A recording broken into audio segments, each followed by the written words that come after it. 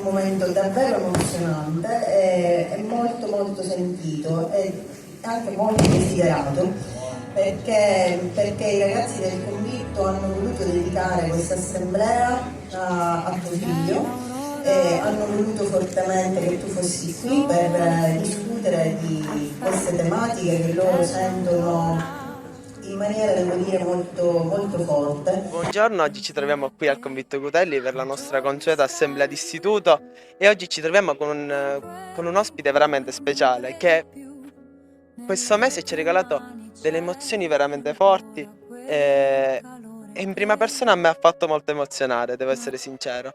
Lei, signora Teresa, come si è trovata? Come è stata la sua esperienza qui al convitto?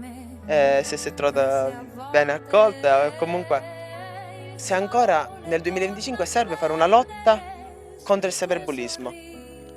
Assolutamente sì, intanto vi ringrazio per questa accoglienza calorosa, ho trovato un'assemblea veramente molto partecipata, molto attenta, segno che quando ai ragazzi sai parlare, sai aprire i loro cuori, questi ragazzi insomma ci sono, ci siete, quindi me ne vado veramente arricchita, so di aver lasciato degli spunti su cui riflettere, ma anche questa attenzione che poi ritorna ad essere per me quel pungolo a proseguire, almeno fino a quando vedo che il cambiamento che voglio non si è attuato nella sua pienezza, continuerò a camminare.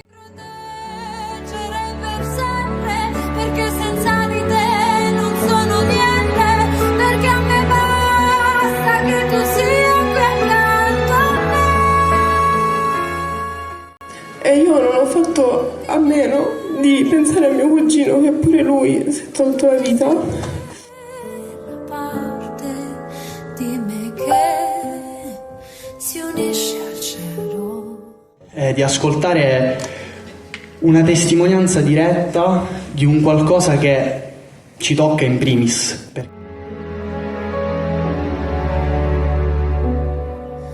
Non è l'aurora, è solo il fumo del caffè.